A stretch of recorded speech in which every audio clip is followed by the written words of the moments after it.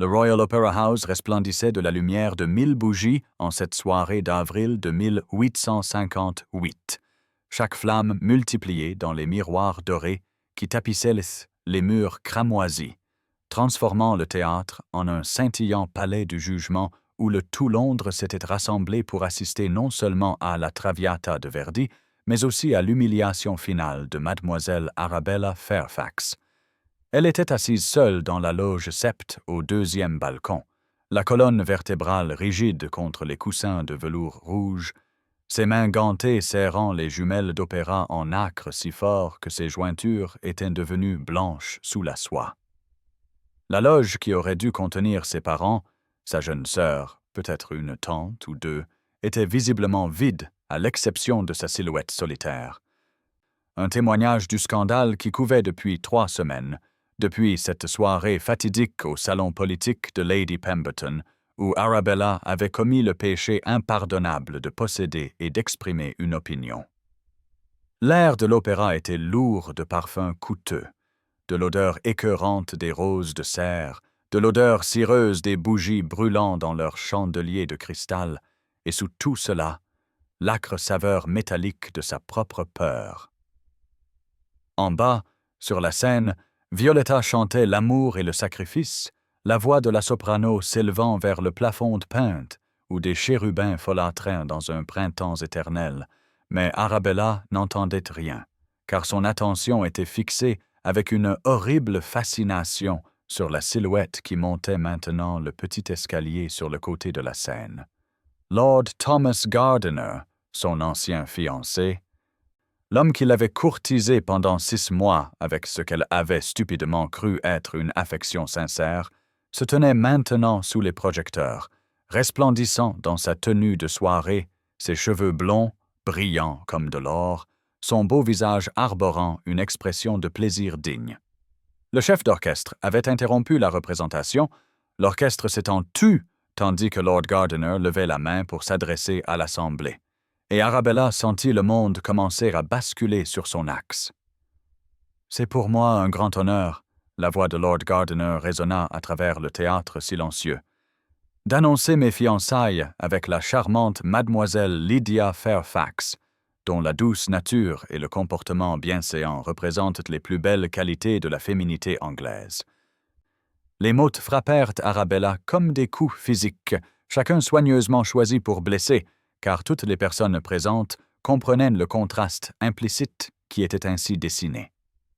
Lydia, sa propre cousine, la fille du frère de son père, était tout ce qu'Arabella n'était pas.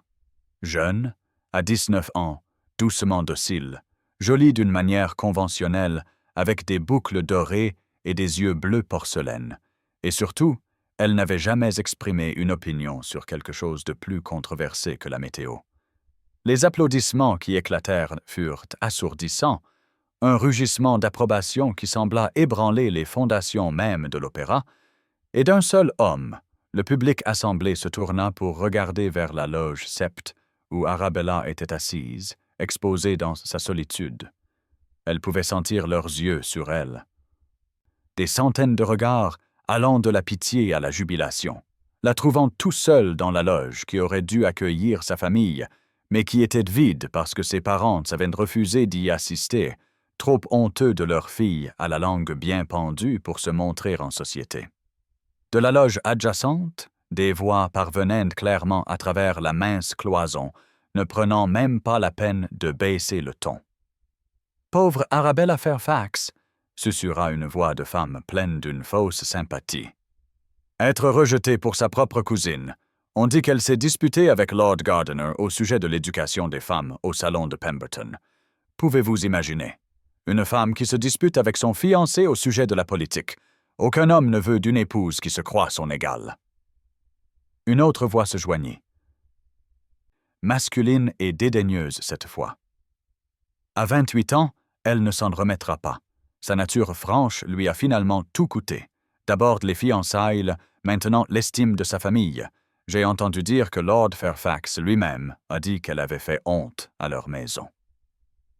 La respiration d'Arabella se faisait maintenant par courtes saccades, son corset soudainement incroyablement serré, les baleines s'enfonçant dans ses côtes tandis que sa poitrine se soulevait. Le théâtre semblait tourner, les 3 étages de loge se fondant en une spirale étourdissante de rouge et d'or, des visages la dévisageant d'un air narquois de toutes parts.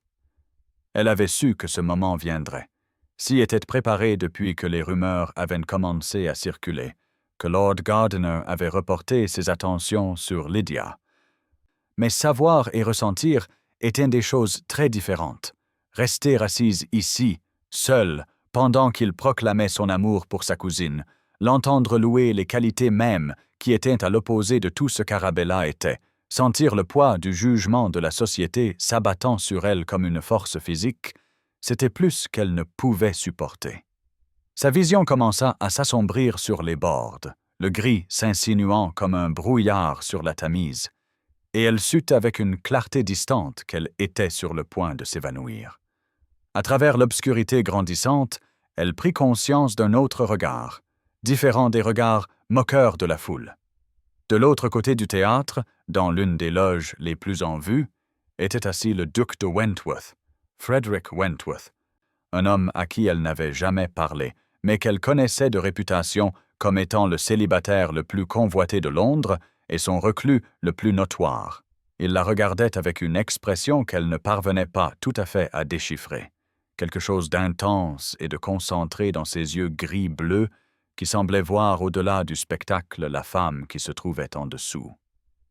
Son visage n'était que d'angles vifs et de plans aristocratiques, ses cheveux sombres peignés en arrière sur un front haut, sa grande silhouette élégante dans une tenue de soirée parfaitement taillée. Pendant un instant, leurs regards se croisèrent à travers l'étendue scintillante de l'opéra, et Arabella sentit quelque chose bouger dans sa poitrine, bien qu'elle ne pût dire si c'était son cœur ou simplement le resserrement de son corset. Puis l'obscurité l'engloutit complètement. Les jumelles d'opéra glissèrent de ses doigts inertes, heurtant la rampe de cuivre de la loge avant de tomber sur le sol moquetté avec un bruit sourd. Le corps d'Arabella vacilla, ses cheveux sombres soigneusement arrangés se défaisant de leurs épingles, tandis que sa tête basculait en arrière contre les coussins de velours. Sa dernière pensée consciente, amère et désespérée, résonna dans son esprit qui s'évanouissait. Même ici, dans les ténèbres, je suis exposé. Prenez un instant pour vous abonner à notre chaîne et laissez un commentaire pour nous dire d'où vous regardez et quelle heure il est. C'est toujours fascinant de voir jusqu'où voyagent ces histoires à travers le monde. Merci. Les bruits de l'opéra s'estompèrent en un rugissement lointain. Les applaudissements pour l'annonce de Lord Gardiner tonnant encore dans l'air, se mêlant aux murmures et aux halètements des gens qui remarquaient Mademoiselle Fairfax s'effondrer dans sa loge solitaire. Quelqu'un appela pour des selles, un autre pour un médecin, mais leurs voix semblaient venir de très loin, comme si Arabella sombrait sous des eaux profondes. L'odeur de cire de bougie et de parfum céda la place au néant, un néant bienheureux, alors que l'inconscience déferlait sur elle comme une marée sombre. Elle fut consciente, vaguement, de bruits de pas à l'extérieur de la loge, de voix élevées d'inquiétude ou peut-être de simple curiosité, du frou-frou de la soie et du grincement de la porte qui s'ouvrait.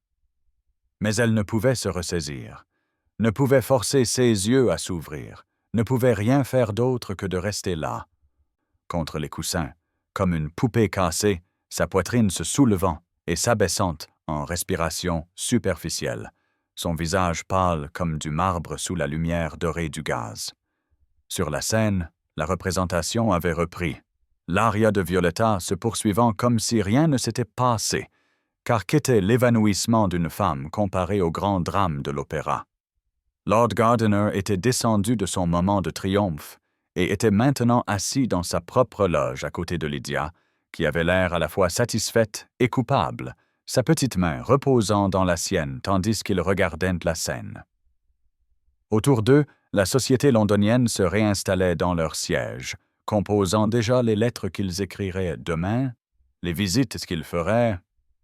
répandant les délicieux ragots de l'humiliation publique et de l'effondrement spectaculaire de mademoiselle Arabella Fairfax. Mais dans la loge Sept, quelque chose commençait que personne n'aurait pu anticiper, car Frederick Wentworth, duc de Wentworth, s'était levé de son siège avec une décision soudaine. Il avait observé mademoiselle Fairfax toute la soirée, avait vu la maîtrise rigide de sa posture, la façon dont ses mains serraient les jumelles d'opéra comme si elles étaient la seule chose solide dans un monde qui se dissolvait.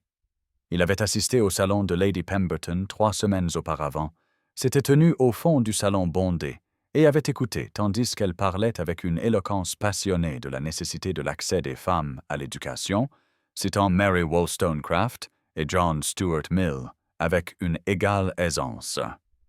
Ses yeux flamboyants de conviction. Il avait vu le visage de Lord Gardiner devenir progressivement plus furieux alors que sa fiancée refusait de renoncer à ses arguments, et il avait su alors que les fiançailles étaient condamnées. Ce qu'il n'avait pas anticipé, c'était cette cruauté publique, ce choix délibéré d'annoncer de nouvelles fiançailles à l'endroit même où mademoiselle Fairfax serait la plus exposée et la plus seule.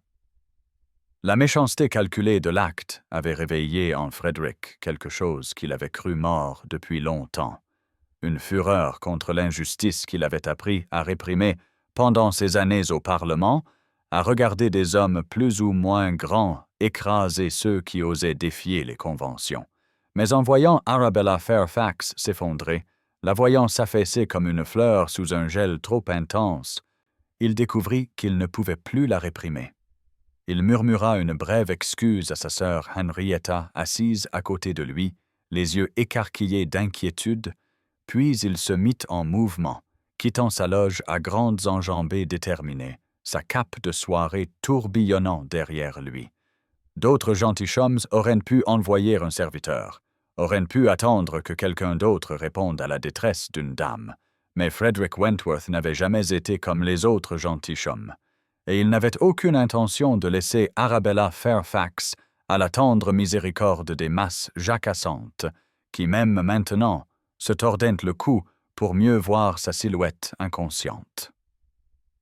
Le couloir à l'extérieur des loges était un chaos de mouvements, des placiers se précipitant, plusieurs matrones s'exclamant bruyamment sur la scène choquante. Des gentilshommes debout en petits groupes discutant pour savoir si quelqu'un devait aller chercher Lord Fairfax, bien que tout le monde sût qu'il n'était pas présent. Frederick les ignora tous, sa destination fixée, son but clair. Il atteignit la loge Sept juste au moment où un placier agité tâtonnait avec la poignée de la porte, et d'un seul regard, Frederick congédia l'homme, entrant seul dans la loge et fermant fermement la porte derrière lui.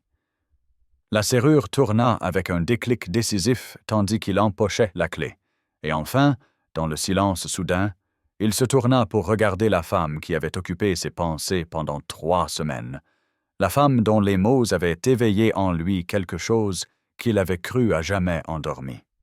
La conscience revint à Arabella par fragments, comme les morceaux d'un miroir brisé se réassemblant lentement pour former un tout cohérent. D'abord vint la conscience des coussins de velours sous elle, plus doux maintenant qu'elle ne s'en souvenait, puis la prise de conscience qu'elle n'était plus affalée maladroitement contre le côté de la loge, mais assise correctement dans l'un des fauteuils dorés, sa tête soutenue par ce qui semblait être une cape de soirée pliée.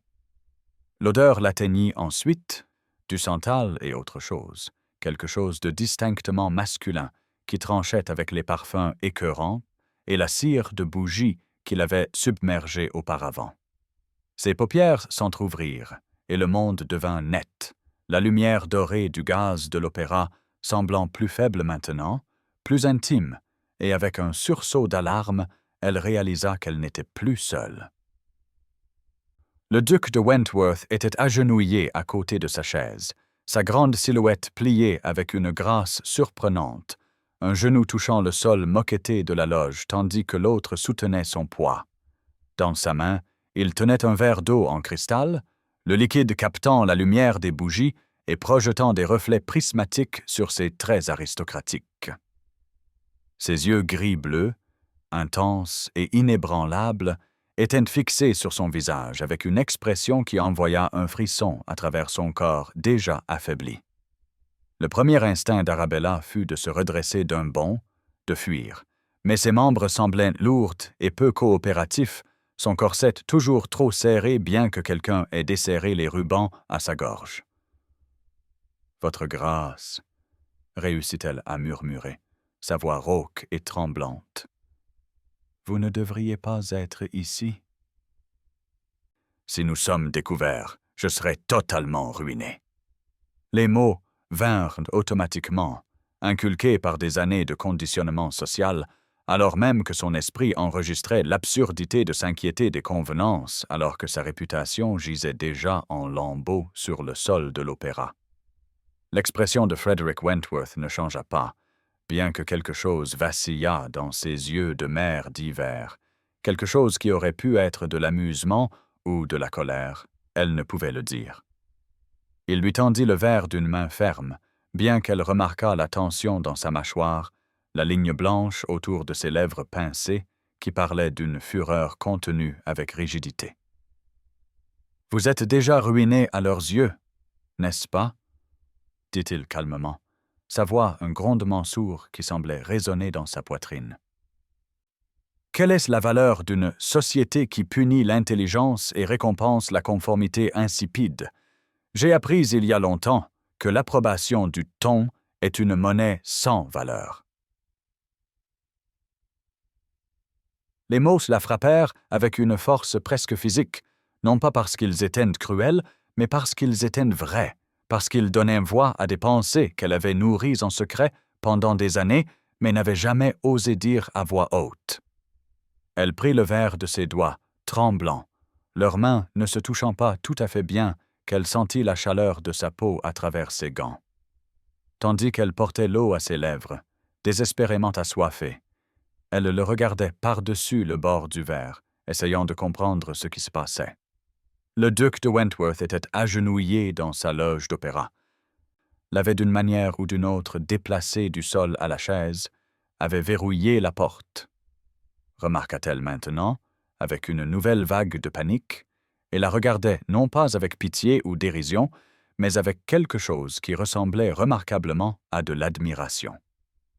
À l'extérieur de la loge, les bruits de l'entracte tourbillonnaient en une symphonie chaotique de rires, de commérages et de pas pressés. Elle pouvait entendre des voix discuter de son évanouissement, des dames spéculant pour savoir si elle l'avait fait délibérément pour attirer l'attention, des gentilshommes pariant sur le fait que Lord Fairfax l'enverrait à la campagne en disgrâce. Un coup sec retentit à la porte, et la voix anxieuse d'un placier appela « Mademoiselle Fairfax, allez-vous bien? Dois-je aller chercher un médecin ?»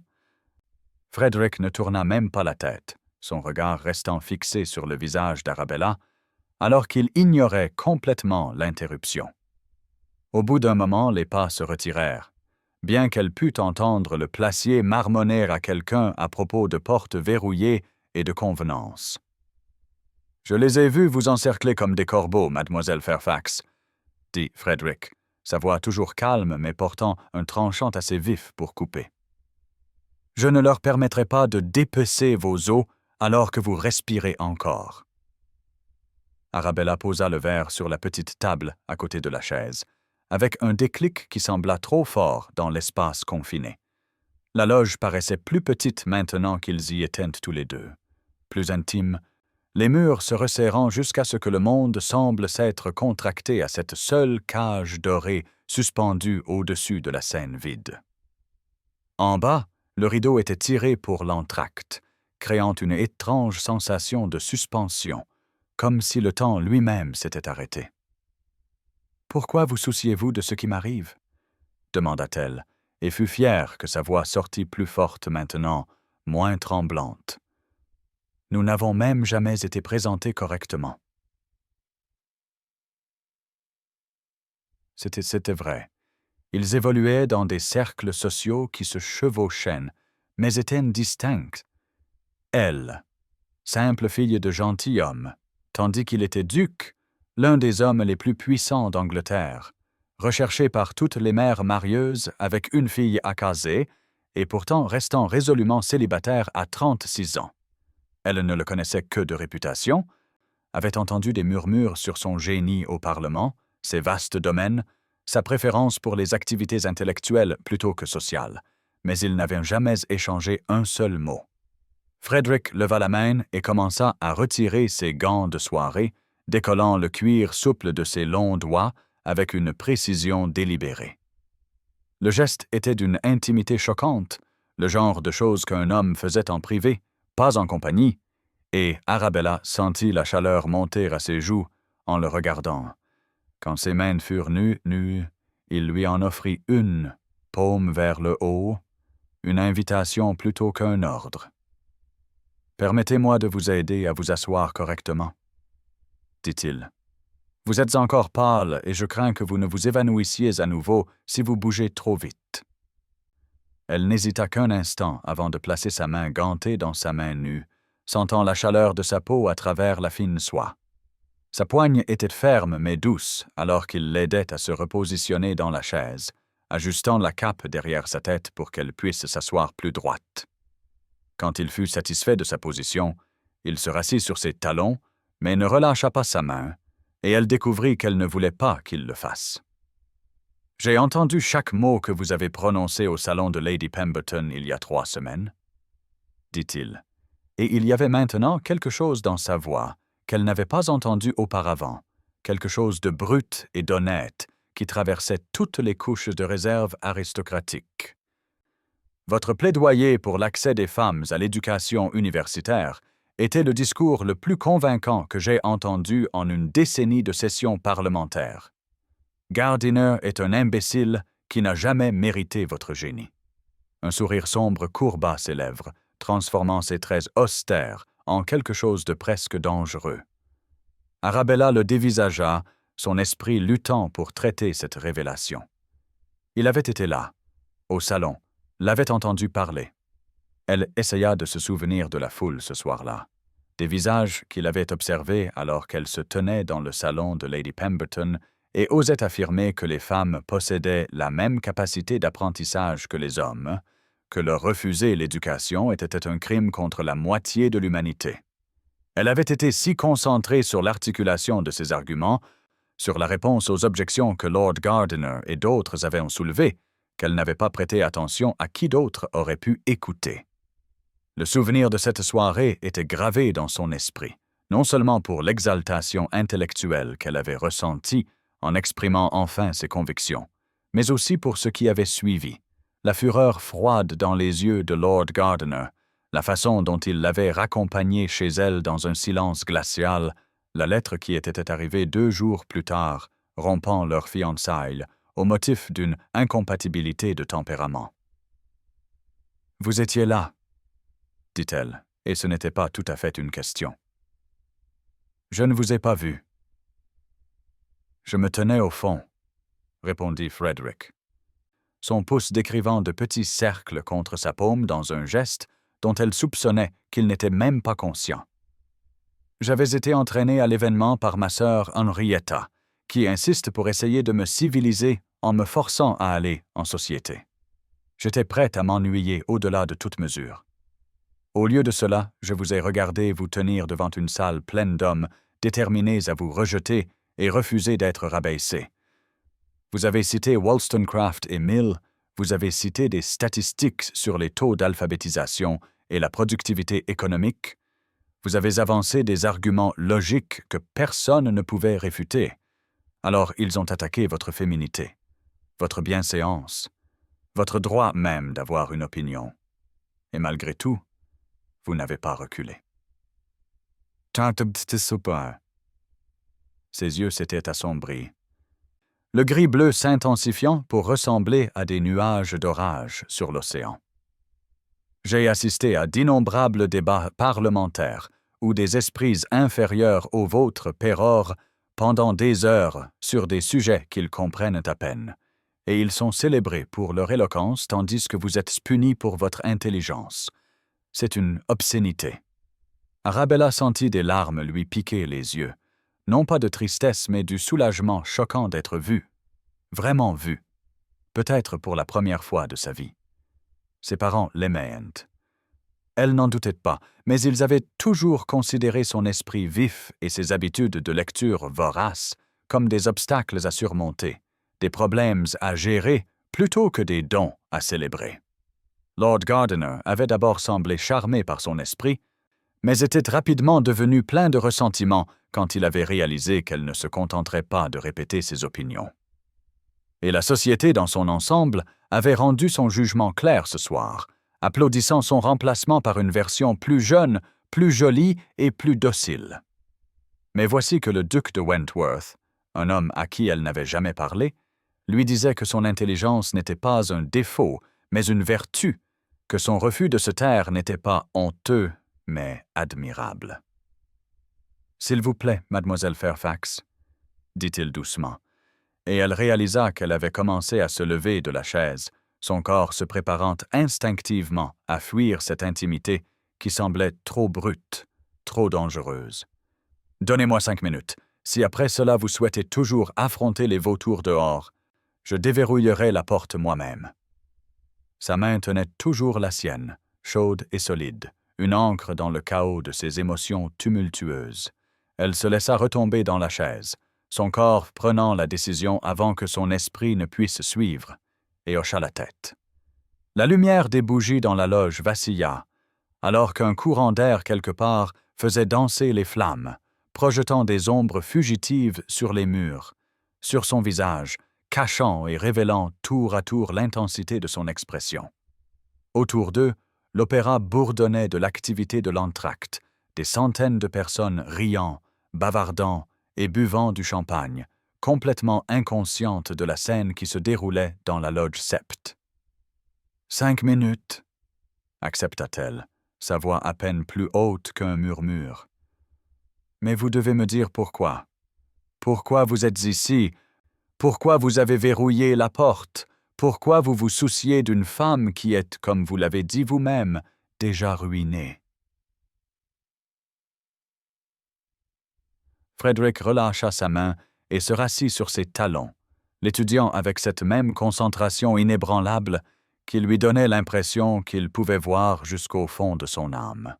« La vérité est, mademoiselle Fairfax, que je vous ai cherché. » Les mots restèrent en suspens dans l'air entre eux, impossible et pourtant indéniable. La chercher. Pendant 3 semaines, tandis que son monde s'effondrait, que ses fiançailles se dissolvaient et que sa famille lui retirait son soutien, le duc de Wentworth l'avait cherché. Après le salon, j'ai demandé à Lady Pemberton qui vous étiez. Continua-t-il. Elle m'a dit votre nom, a mentionné vos fiançailles avec Lord Gardiner. Et j'avoue avoir ressenti une pointe de déception. Mais ensuite, les rumeurs ont commencé à circuler, des murmures selon lesquels les fiançailles avaient été rompues, et je me suis surpris à espérer. Sa mâchoire se crispa de nouveau, cet éclair de fureur revenante. Non pas espérer que vous souffririez, jamais cela, mais espérer que peut-être vous seriez libéré d'un homme qui était si clairement indigne de vous. Ma sœur Henrietta a fait des recherches, a découvert que vous assisteriez à l'opéra ce soir. J'avais l'intention de vous aborder pendant l'entracte, de demander une présentation en bonne et due forme, de demander la permission de vous rendre visite. Il fit un geste autour de la loge d'une main, son expression sombre. Je n'avais pas anticipé cette exécution publique, l'annonce depuis la scène, la cruauté délibérée de choisir votre propre cousine, la façon dont ils vous ont tous dévisagé comme des spectateurs à un combat d'ours. Quand je vous ai vu vous effondrer, j'ai su que je ne pouvais pas vous laisser à leur merci, car ils n'en ont aucune. Arabella tremblait maintenant, que ce soit des suites de son évanouissement, de sa proximité ou de la pure et écrasante impossibilité de ce qu'il disait, elle ne pouvait le déterminer. « Vous avez verrouillé la porte, » dit-elle, se raccrochant aux détails pratiques, car les implications émotionnelles étaient trop vastes pour être contemplées. « Vous avez créé un scandale pour empêcher un scandale. » Un léger sourire tira le coin de sa bouche. « J'ai créé un sanctuaire, » corrigea-t-il doucement. « Là dehors, vous êtes une proie. Ici, pendant ces 5 minutes, vous êtes en sécurité. Et quand nous sortirons, si nous sortons ensemble, le scandale sera d'une nature entièrement différente. Un scandale que je suis prête à affronter si vous l'êtes. »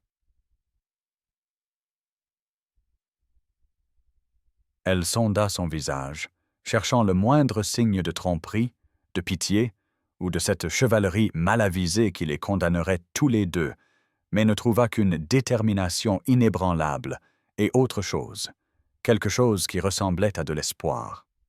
L'odeur de son eau de Cologne au santal se mêlait aux roses posées dans un vase sur la petite table, créant un souvenir olfactif qu'elle savait la hanterait à jamais, ce moment suspendu dans le temps où le duc de Wentworth s'agenouillait devant elle dans une loge d'opéra fermée à clé et lui offrait non pas le sauvetage mais la reconnaissance, non pas le salut mais la solidarité. « Vos 5 minutes ne sont pas encore écoulées ?» dit-elle doucement, et elle vit le soulagement et quelque chose de plus féroce traverser ses traits. « Alors permettez-moi de les utiliser sagement, » répondit-il, et il commença à parler.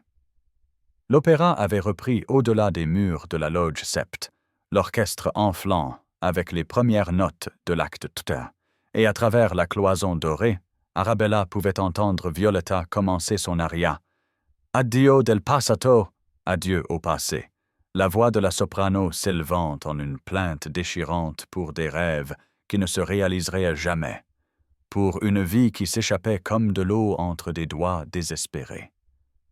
Le moment était si poignant, si parfaitement aligné avec la dévastation de sa propre situation, qu'Arabella aurait pu rire si elle n'avait pas été si près des larmes. Si le duc de Wentworth ne l'avait pas regardé avec ses yeux de mer d'hiver qui semblaient percevoir chaque pensée vacillant sur ses traits.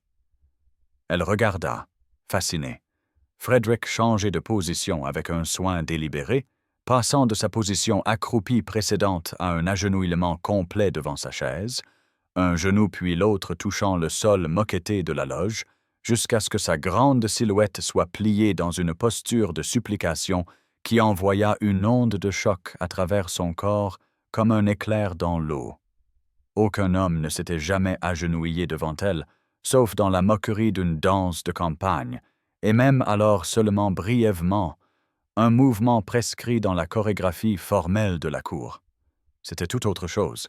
C'était le duc de Wentworth, l'un des hommes les plus puissants d'Angleterre, un homme qui commandait de vastes domaines et exerçait une influence au Parlement, un homme devant qui les nobles de moindre rang s'inclinaient et rampaient, s'abaissant devant une femme ruinée dans une loge d'opéra fermée à clé, tandis que le scandale couvait comme une tempête au-delà de la porte.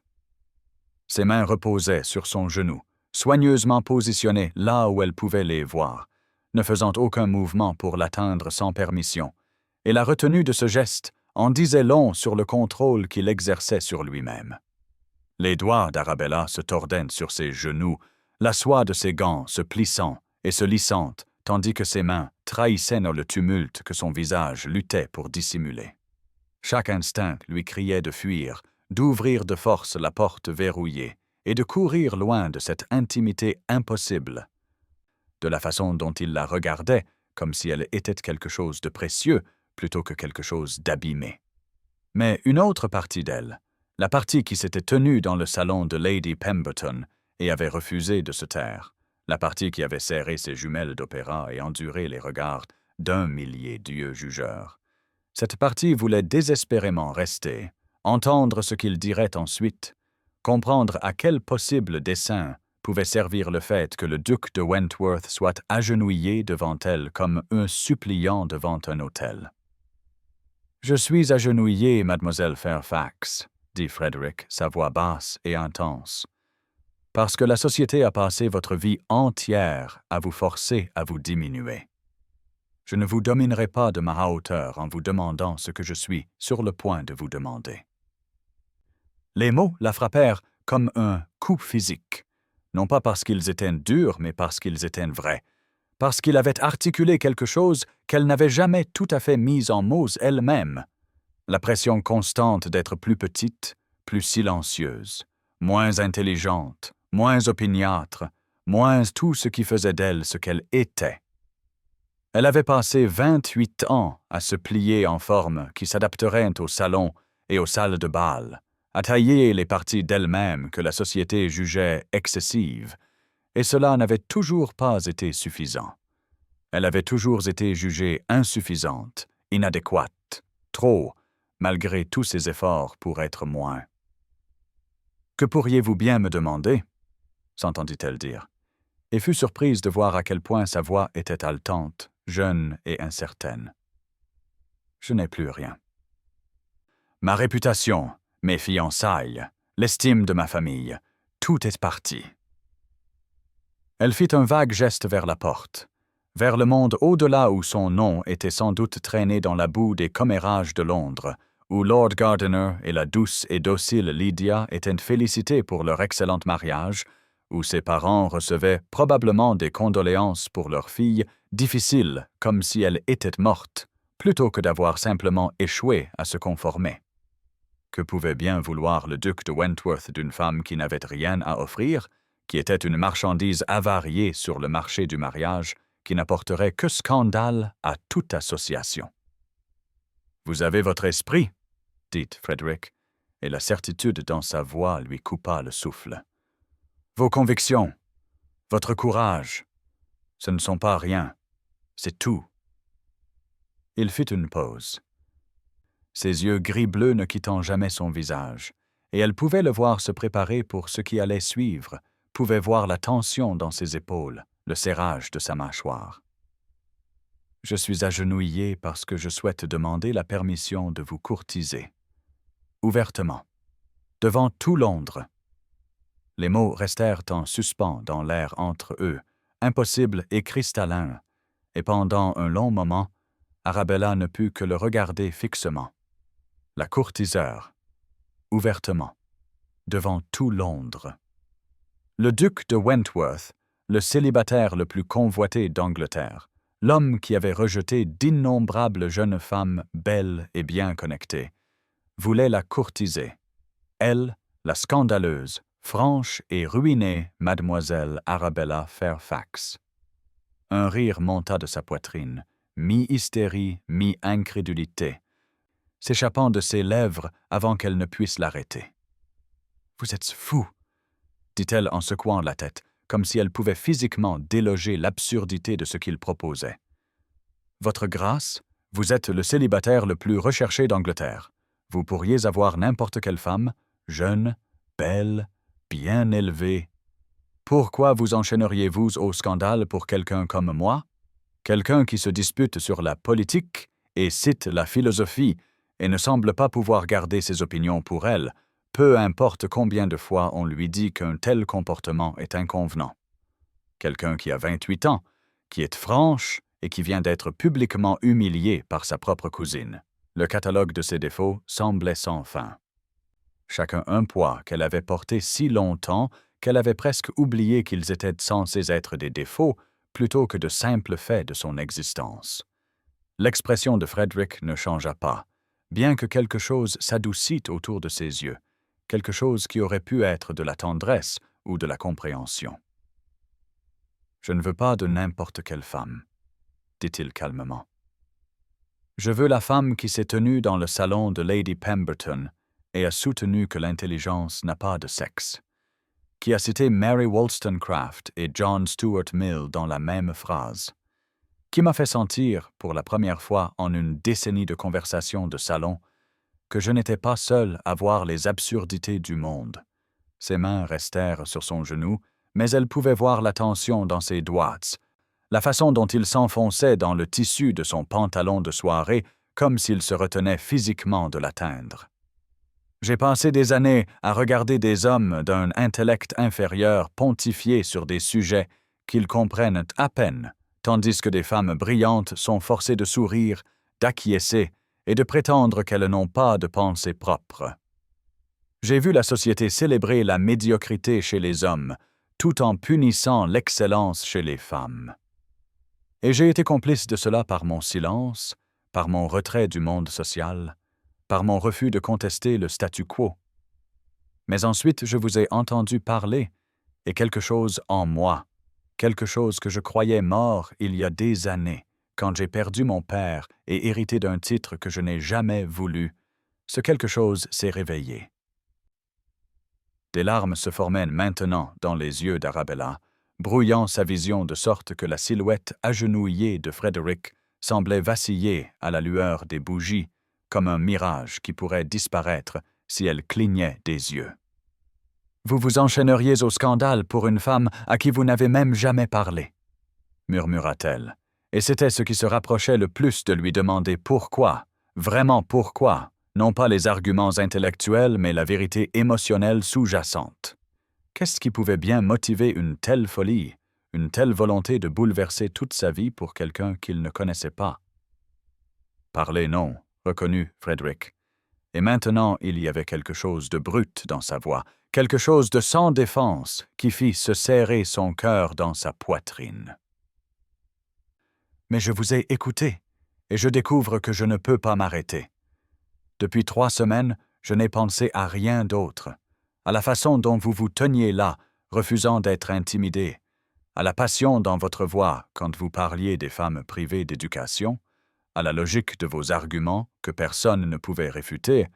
Alors ils ont attaqué votre caractère à la place. J'ai rejoué cette soirée dans mon esprit jusqu'à pouvoir réciter chaque mot que vous avez prononcé, chaque geste que vous avez fait. Et j'ai réalisé que j'ai attendu toute ma vie quelqu'un qui me défierait, qui serait mon égal, qui refuserait d'être rabaissé pour mon confort ou celui de quiconque. » L'aria au-delà des murs atteignit son apogée, la voix de Violetta s'élevant dans une beauté désespérée, chantant les rêves passés et les chagrins présents. Et la musique semblait souligner l'intimité surréaliste du moment, cette confession se déroulant dans une loge d'opéra fermée à clé, tandis que le monde extérieur poursuivait son jugement implacable. Arabella pouvait entendre des pas dans le couloir au-delà, des voix s'élevant en spéculations et commérages, la foule de l'entracte retournant à leur siège pour le dernier acte, et elle savait que chaque instant qu'elle restait ici avec Frédéric, seule et sans chaperon derrière une porte verrouillée, était un autre clou dans le cercueil de sa réputation.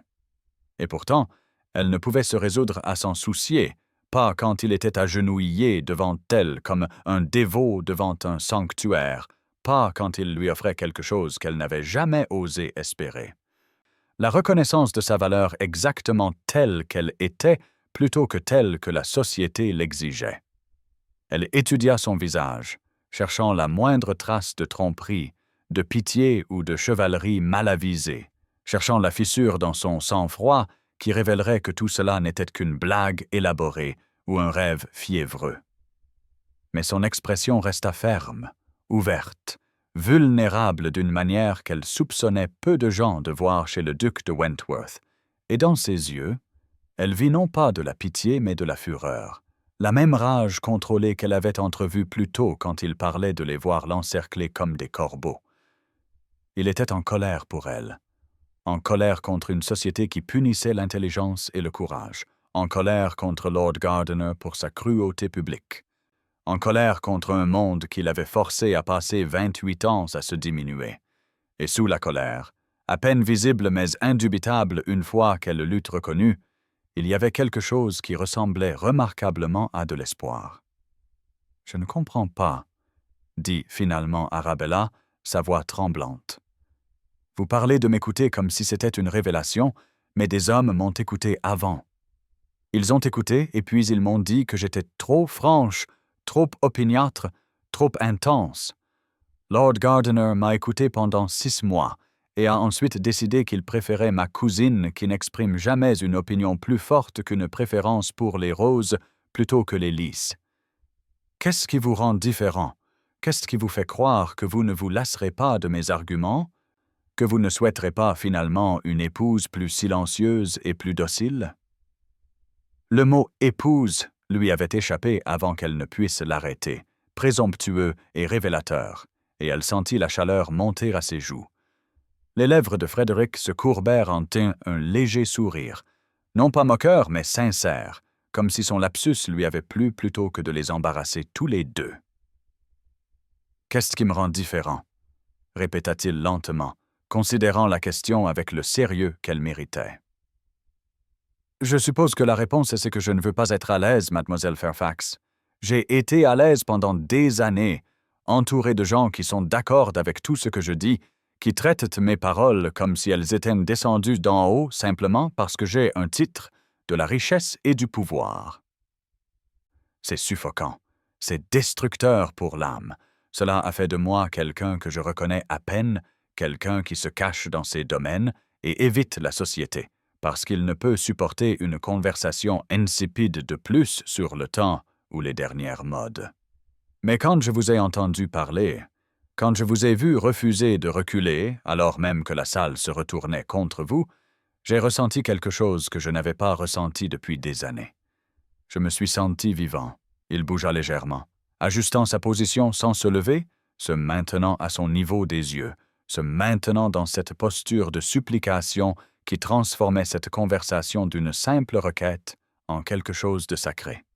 « Vous avez demandé ce que je pourrais bien vouloir de vous alors que vous n'avez plus rien, » continua-t-il.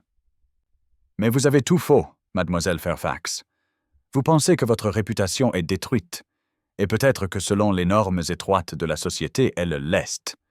Vous pensez que l'estime de votre famille est perdue, et peut-être que c'est vrai aussi, bien que toute famille qui retirerait son amour parce que vous avez osé penser par vous-même ne soit pas digne de votre chagrin. Vous pensez que vous n'avez rien à offrir, mais la vérité est que vous avez tout. Vous avez un esprit qui défie, qui provoque et qui refuse d'accepter les réponses faciles. Vous avez des convictions que vous êtes prête à défendre même lorsque cela vous coûte cher. Vous avez assez de courage pour vous tenir seul dans une loge d'opéra et endurer le jugement de centaines de personnes. Ce ne sont pas des défauts à surmonter, ce sont des dons à célébrer.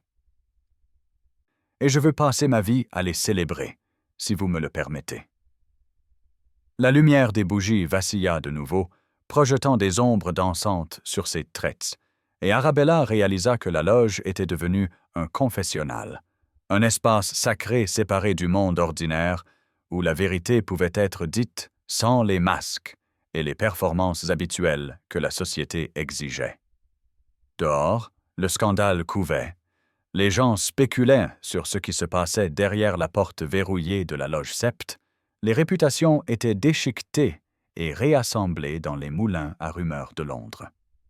Mais à l'intérieur, quelque chose de nouveau commençait, quelque chose qui n'avait rien à voir avec les règles de la société et tout à voir avec deux personnes, reconnaissant l'une en l'autre un esprit apparenté, un compagnon d'exil de la conformité suffocante du ton. « Mais c'est de la folie, » murmura Arabella, bien qu'elle pût entendre l'affaiblissement de sa propre protestation, la façon dont ses objections s'effritaient sous le poids constant de sa certitude. « Vous me courtiseriez ouvertement, avez-vous dit. Comprenez-vous ce que cela signifie? Les commérages, les spéculations, la façon dont les gens parleront. Ils diront que je vous ai piégé d'une manière ou d'une autre, que j'utilise des ruses féminines pour piéger un duc dans le mariage. Ils diront que vous êtes fou ou ensorcelé, ou que vous souffrez d'une folie passagère. Vos amis vous conseilleront de ne pas le faire, votre famille s'y opposera, et chaque mère marieuse de Londres me verra comme l'ennemi qui a volé leur prix. »« Laissez-les parler, » dit Frederick, et il y avait de l'acier dans sa voix maintenant. La voix d'un homme qui avait commandé des domaines et pris des décisions au Parlement qui affectaient des milliers de personnes. « Laissez-les spéculer, bavarder et inventer les fantasmes qui leur plaisent. J'ai cessé de me soucier de leurs opinions il y a des années, mademoiselle Fairfax. La seule opinion qui m'importe en ce moment est la vôtre. Voulez-vous que je vous courtise? Non pas parce que c'est convenable ou attendu, ou parce que vous n'avez pas d'autres options, mais parce que vous le voulez. Parce que vous ressentez ne serait-ce qu'une fraction de ce que je ressens, ce sentiment d'avoir enfin trouvé quelqu'un qui voit le monde comme moi, qui n'acceptera pas l'injustice simplement parce qu'elle est traditionnelle, qui me défiera se disputera avec moi et me fera réfléchir. C'est ce que je demande. Pas votre gratitude ou votre résignation aux circonstances, mais votre désir sincère de nous embarquer ensemble dans ce voyage. Le souffle d'Arabella se coupa dans sa gorge alors qu'elle absorbait tout le poids de ce qu'il offrait. Non pas le sauvetage, mais le partenariat. Non pas le salut, mais la solidarité. À travers les murs, l'aria de Violetta arrivait à sa conclusion tragique. Les dernières notes suspendues dans l'air comme une bénédiction ou un avertissement. Adieu au passé, en effet. Et Arabella comprit qu'elle se trouvait à un carrefour, que sa réponse à la question de Frederick déterminerait non seulement les prochaines semaines ou mois, mais toute la trajectoire de sa vie. Elle pouvait refuser, pouvait insister pour qu'il déverrouille la porte et la laisse affronter seule les conséquences de l'humiliation de ce soir. Pouvait se retirer dans le domaine de campagne de sa famille et vivre ses jours comme le conte moral que les mères racontaient à leurs filles sur les dangers d'être trop intelligente.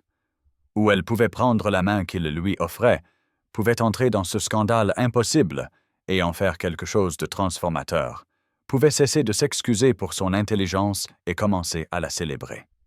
Ses doigts avaient cessé leur torsion nerveuse et reposaient maintenant immobiles sur ses genoux. Et elle réalisa que malgré le chaos de la soirée, malgré l'évanouissement, l'humiliation et la porte verrouillée, elle se sentait plus calme qu'elle ne l'avait été depuis des semaines, comme si une question fondamentale avait enfin trouvé sa réponse. Frederick se releva de sa position agenouillée avec une grâce fluide. Récupérant la clé de la poche de son gilet et la tournant dans la serrure avec un déclic décisif qui sembla résonner dans le petit espace comme un coup de feu. Le son du mécanisme se désengageant ramena brutalement la réalité dans leur sanctuaire intime, le rugissement étouffé de la conversation de l'entracte devenant soudainement vif et immédiat, et Arabella sentit la panique déferler dans ses veines comme de l'eau glacée. Son instinct, affiné par 28 ans de conditionnement social, lui criait de fuir, de se glisser par une entrée latérale quelconque et de disparaître dans la nuit londonienne avant que quiconque ne puisse la voir sortir d'une loge verrouillée avec le duc de Wentworth, avant que le scandale ne se solidifie en quelque chose de permanent et d'incontournable. Elle se leva de la chaise sur des jambes tremblantes, sa main cherchant la poignée de la porte, mais Frederick se déplaça pour lui bloquer le passage sans la toucher, sa grande silhouette remplissant l'espace étroit entre elle et la fuite.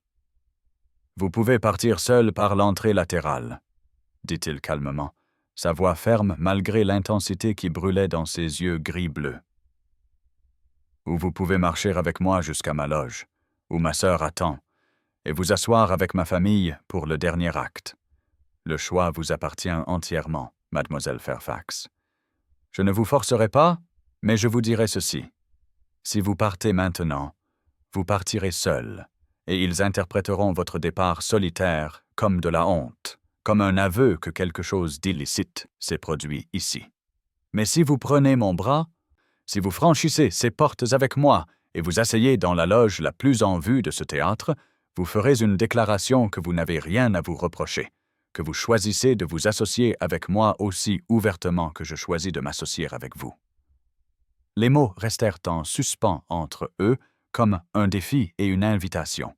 Et Arabella comprit que c'était le véritable test, non pas la confession privée dans la loge verrouillée, mais cette déclaration publique, ce moment où elle se retirerait soit dans l'ombre, soit entrerait dans la lumière aveuglante du jugement de la société, et les défierait de détourner le regard.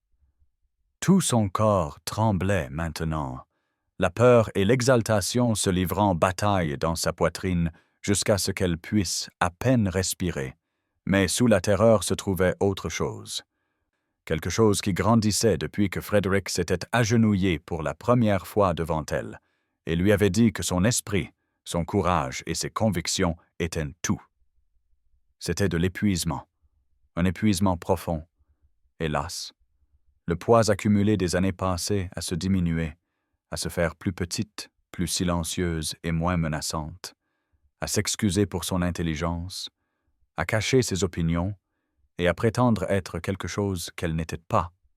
Et elle en était si désespérément fatiguée, si fatiguée de la vigilance constante requise pour surveiller chaque mot et chaque geste, si fatiguée de voir des pensées brillantes mourir sans être dites, parce que les exprimer la rendrait inadéquate, si fatiguée qu'on lui dise que tout ce qui faisait d'elle ce qu'elle était en quelque sorte mal.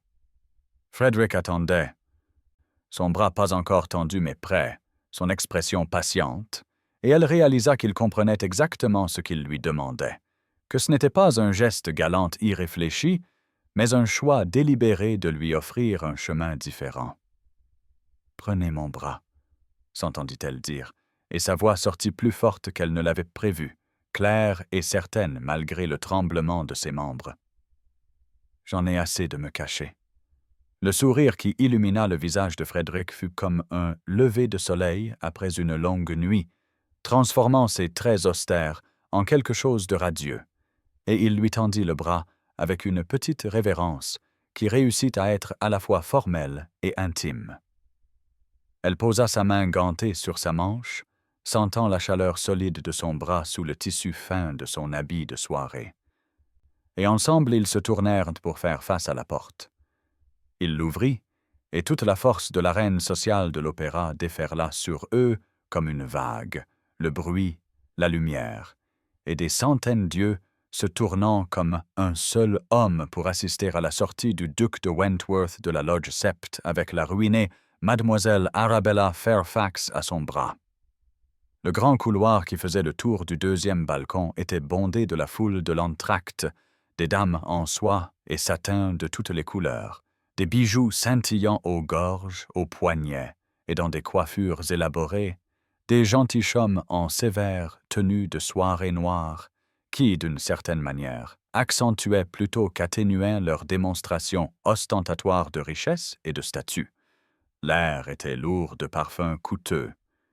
Des senteurs françaises qui coûtaient plus que ce que la plupart des gens gagnaient en un an, et en dessous, l'odeur animale et âcre des commérages, du scandale naissante, nourri et autorisé à devenir une légende.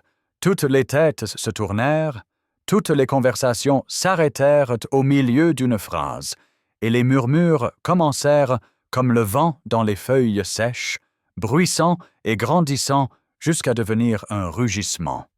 « Le duc de Wentworth » souffla quelqu'un, les mots se propageant dans le silence soudain.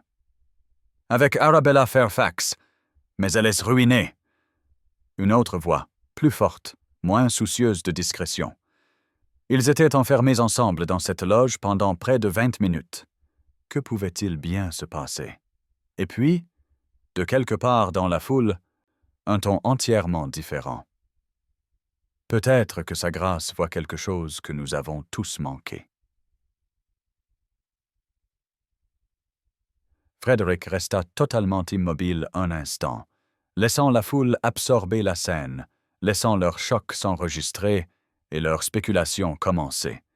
Puis il se mit à marcher, sa démarche mesurée et autoritaire, la foule s'écartant devant lui non par déférence pour Arabella, mais par respect instinctif pour son rang et son maintien. Arabella sentit le tremblement s'intensifier alors qu'il traversait le gant des regards et des murmures, sentit ses genoux menacés de fléchir, mais la main de Frederick se posa sur la sienne, là où elle reposait sur son bras, chaude, ferme et solide, l'ancrant à ce moment et à ce choix. Son contact était doux, mais sa prise était ferme, et elle comprit qu'il ne la laisserait pas tomber, qu'il la soutiendrait à travers cette épreuve tout en exigeant qu'elle la traverse la tête haute. Ils naviguèrent au-delà de groupes de matrones bavardes dont les éventails s'ouvraient et se fermaient comme les becs d'oiseaux affamés, au-delà de jeunes dames qui regardaient avec des expressions allant de l'envie à l'horreur, au-delà de gentilshommes qui étudiaient Frederick avec un calcul dans les yeux, comme s'ils essayaient de déterminer si son association avec le scandale diminuerait son pouvoir politique ou peut-être, perversement, l'augmenterait. Et puis, inévitablement, ils se retrouvèrent face à face avec Lord Thomas Gardiner et Mademoiselle Lydia Fairfax, qui se tenaient près de la grande balustrade avec plusieurs autres membres de leur groupe, leurs expressions de triomphe du début de la soirée se transformant en quelque chose de tout à fait différent alors qu'ils prenaient conscience de la scène devant eux. Le visage de Lydia était une étude d'émotions contradictoires, la culpabilité et le triomphe se disputant la domination, ses yeux bleus porcelaine grands ouverts et sa bouche en bouton de rose formant un « O parfait de choc ». Elle était ravissante de la manière que la société appréciait, toute en boucles dorées, très délicat et un air de féminité fragile qui promettait la docilité et l'admiration, tout ce qu'Arabella n'était pas et ne pourrait jamais être.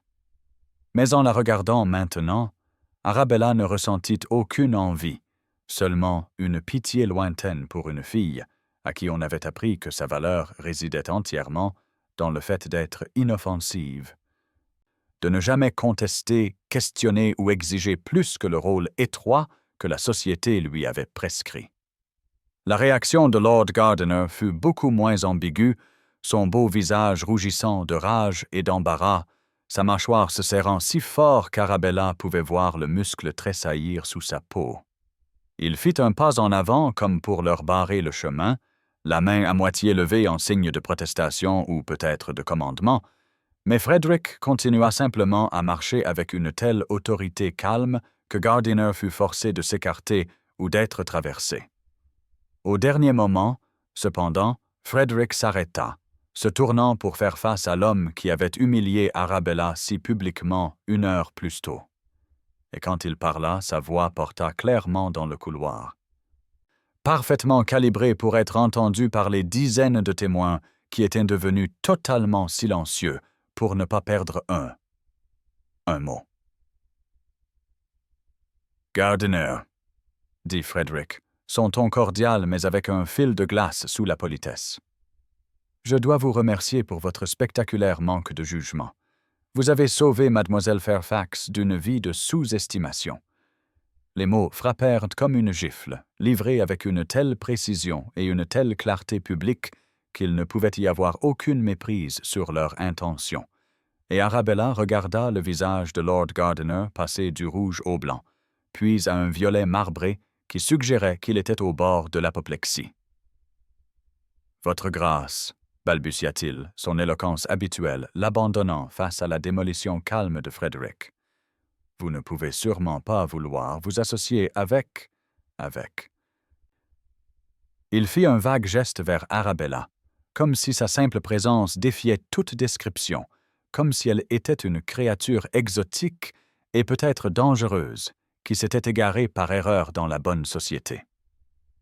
Avec une femme d'un intellect et de principes supérieurs, termina Frederick pour lui, sa voix descendant à quelque chose de froid et de dangereux qui fit frissonner Arabella. « Je vous assure que si. Et je vous suggère de peser vos prochains mots avec soin, Gardiner. Mademoiselle Fairfax a accepté de s'asseoir avec ma famille ce soir. J'ose espérer que vous trouverez cet arrangement convenable, puisque vous avez rendu vos propres préférences tout à fait claires. » L'accent mis sur le mot « préférence » était subtil mais indubitable.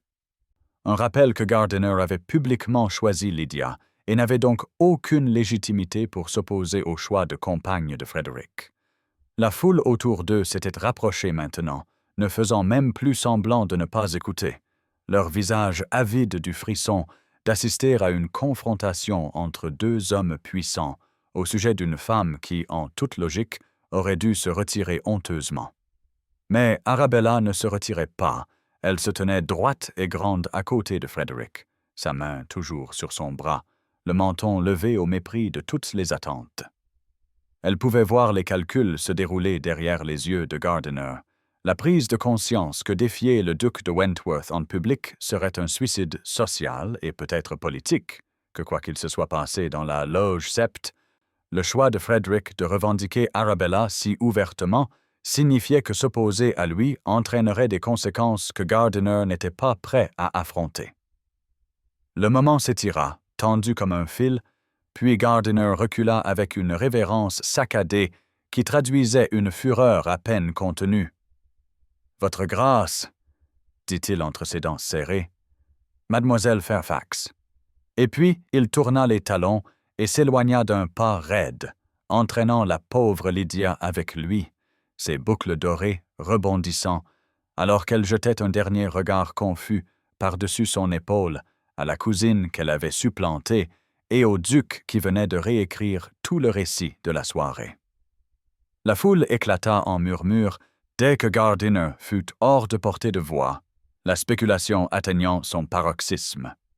Et Frédéric reprit sa marche comme si rien d'important ne s'était produit, guidant Arabella à travers la cohue avec la même confiance inébranlable qu'il avait affichée tout du long. Ils montèrent les escaliers jusqu'au balcon central où se trouvaient les loges les plus en vue, chaque marche les emmenant plus haut dans la stratosphère de la société londonienne, et Arabella était consciente des yeux qui suivaient leur progression, des doigts qui pointaient, des éventails qui s'agitaient, et du murmure constant des commérages qui, dès le lendemain matin, auraient transformé cette soirée en légende. La loge 3 se trouvait au centre même du balcon, l'emplacement le plus visible et donc le plus prestigieux de tout l'opéra, une position réservée à la royauté et à la plus haute noblesse. Et à son entrée se tenait une femme qui ne pouvait être que la sœur de Frédéric. Lady Henrietta Brandon avait peut-être 30 ans, grande et élégante, avec les mêmes traits aristocratiques que son frère, mais adoucis par une chaleur qui émanait de son sourire. Elle portait de la soie bleu foncé qui faisait ressortir la couleur de ses yeux, et alors qu'Arabella et Frédéric approchaient, elle s'avança les mains tendues en signe de bienvenue, sans aucune trace de jugement ou de désapprobation dans son expression. « Mademoiselle Fairfax » dit-elle chaleureusement, sa voix portant les mêmes tons cultivés que ceux de Frédéric, mais avec une qualité musicale qui suggérait un rire toujours tapi juste sous la surface. « Mon frère n'a parlé de rien d'autre que de votre discours sur l'éducation depuis 3 semaines. Je suis ravi que vous ayez enfin été présenté correctement. S'il vous plaît, rejoignez-nous. » La simple gentillesse de l'accueil après le gant des regards et des murmures faillit faire perdre à Arabella son sang-froid, des larmes lui piquant les yeux, alors qu'elle laissait Henrietta l'entraîner dans la loge. À l'intérieur, l'espace était plus grand et plus luxueusement aménagé que la loge sept, avec des coussins de velours bordeaux foncé et des moulures dorées qui captaient la lumière des bougies et la renvoyaient en reflets chaleureux. Plusieurs autres personnes étaient déjà assises, des membres de la famille de Frédéric et de son cercle proche, et elles se levèrent à l'entrée d'Arabella. Leurs visages enregistrant la surprise, mais, suivant l'exemple d'Henrietta, se composant des expressions de bienvenue plutôt que de censure. Frédéric la guida vers un siège à l'avant de la loge, la position la plus visible, et prit la chaise à côté d'elle, sa présence un rempart contre les regards qu'elle sentait se planter dans son dos de toutes parts.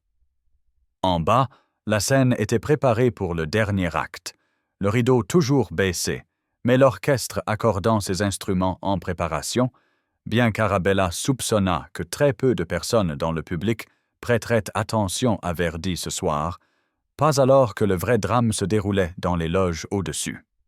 Henrietta s'installa de l'autre côté d'Arabella, créant une formation protectrice subtile mais indubitable, et se pencha près d'elle pour murmurer de sorte que seule Arabella puisse entendre. « Vous êtes plus courageuse que vous ne le pensez, ma chère. Ce que Frédéric vient de faire, ce que vous venez de faire, cela va tout changer. Le scandale sera énorme, mais il forcera aussi les gens à choisir leur camp, et vous pourriez être surprise de voir qui se tiendra à vos côtés. Tout le monde dans la société n'est pas aussi étroit d'esprit que Gardiner et ses semblables. Certains d'entre nous attendaient que quelqu'un défie la tyrannie des conventions. » Arabella se tourna pour regarder cette femme qui offrait son alliance à une étrangère, cette sœur qui avait apparemment écouté Frédéric parler d'elle pendant 3 semaines et décidé que quiconque pouvait inspirer une telle dévotion à son frère notoirement reclus valait la peine d'être défendu. « Merci, » murmura-t-elle, la voix épaisse d'émotion. « Vous ne me connaissez pas, vous n'avez aucune raison de... » Henrietta sourit et lui tapota la main. « Je sais que vous avez fait ressentir quelque chose à nouveau à mon frère, » dit-elle simplement. Pendant des années, il a traversé l'émotion de la vie, gérant des domaines, assistant au Parlement et faisant son devoir, mais il n'y avait aucune joie, aucune passion. Puis il est rentré du salon de Pemberton et a parlé pendant 2 heures d'une femme qui citait Wollstonecraft et refusait de se taire. Je ne l'ai pas vu aussi animé depuis une décennie. C'est une raison suffisante. Les lumières de l'opéra commencèrent à baisser, signalant le début du dernier acte, et le public s'installa à contre-cœur dans ses sièges, bien que le bourdonnement des conversations ne diminuât pas. Arabella était assise dans la loge la plus en vue du Royal Opera House, le duc de Wentworth d'un côté et sa sœur de l'autre. Consciente que des centaines d'yeux étaient sur elle, que son nom était prononcé dans tous les coins du théâtre, que dès le lendemain matin, tout Londres saurait que la ruinée mademoiselle Arabella Fairfax était sortie d'une loge verrouillée avec le duc, et avait été escortée pour s'asseoir avec sa famille, dans une déclaration publique qui ne pouvait signifier qu'une seule chose. 3 semaines s'étaient écoulées depuis cette nuit à l'opéra.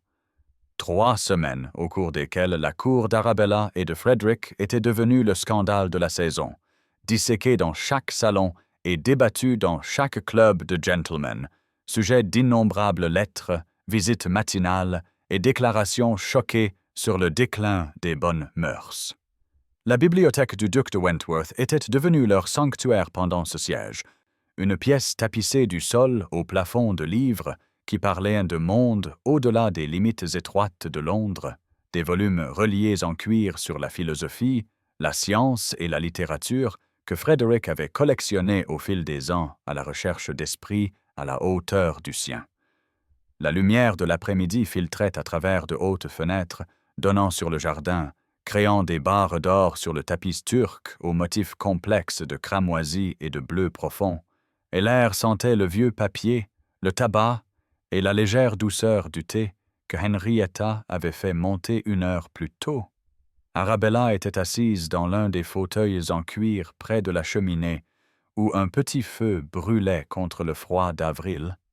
Un exemplaire de La Liberté, de John Stuart Mill, ouvert sur ses genoux, tandis que Frederick se tenait près des fenêtres, lisant des passages d'un rapport parlementaire sur la réforme de l'éducation, sa voix animée alors qu'il soulignait les failles du raisonnement du comité.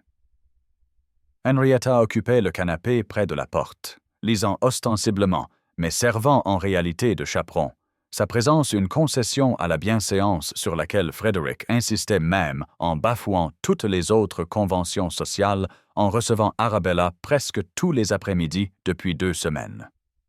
Ça avait été une parenthèse paisible, ces heures volées de conversation où Arabella pouvait parler librement sans crainte de censure, où ses opinions n'étaient pas seulement tolérées, mais activement recherchées, où elle et Frederick pouvaient débattre de philosophie, de politique et de littérature avec une passion qui les laissait tous deux exaltés.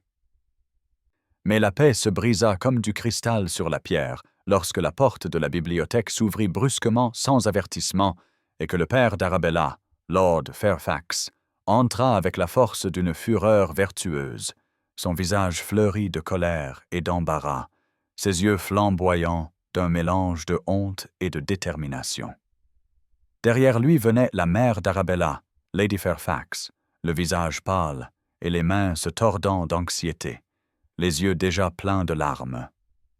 Les suivait l'oncle d'Arabella, le frère aîné de son père, un homme sévère qui avait toujours désapprouvé ses tendances livresques, et puis, de la manière la plus dévastatrice, la propre mère de Frederick, la duchesse douairière de Wentworth, une grande femme élégante dans la soixantaine, dont les traits aristocratiques étaient figés dans des lignes de froide désapprobation. Plusieurs autres parents se pressèrent derrière eux, tantes, cousins et relations familiales, jusqu'à ce que la bibliothèque qui avait semblé si spacieuse et paisible quelques instants auparavant devienne oppressante, l'air épais de jugement et du poids de l'autorité familiale.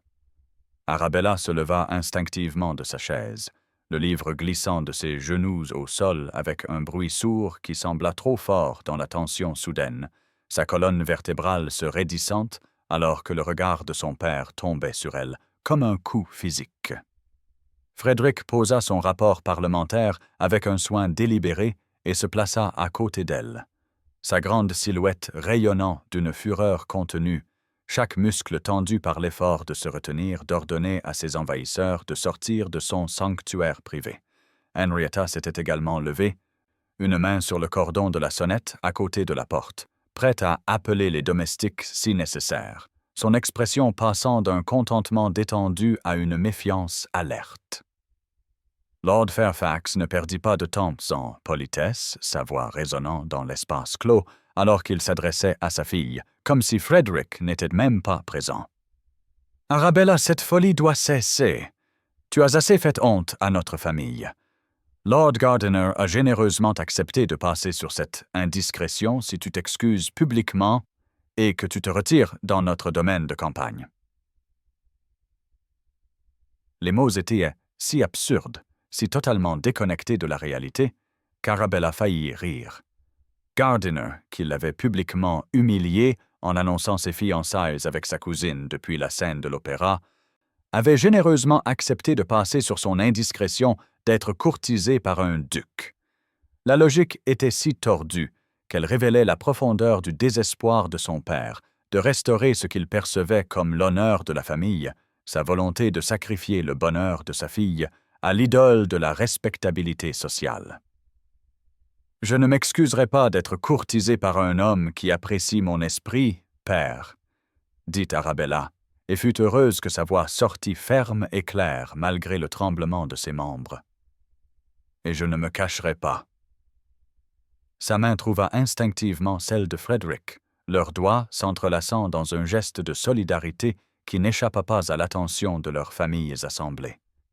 Le visage de Lord Fairfax s'assombrit davantage si une telle chose était possible, et il fit un pas en avant comme s'il pouvait physiquement entraîner sa fille, mais la duchesse douairière leva une main gantée dans un geste qui commandait l'attention, ses yeux bleus et froids, balayant Arabella avec une évaluation qui lui donna l'impression d'être du bétail inspecté pour l'achat.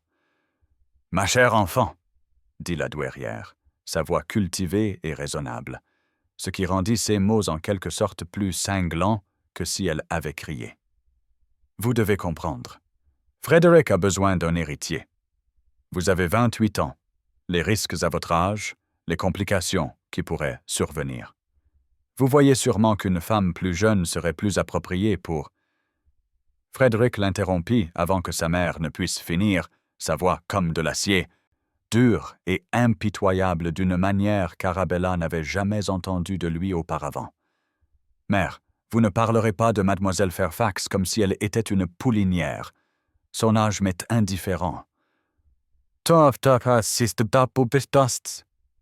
Les sourcils de la douairière se levèrent de surprise au ton de son fils, clairement peu habituée à être contredite si directement, mais elle se reprit rapidement, son expression passant d'une fausse gentillesse à une inquiétude sincère. « Frédéric, sois raisonnable.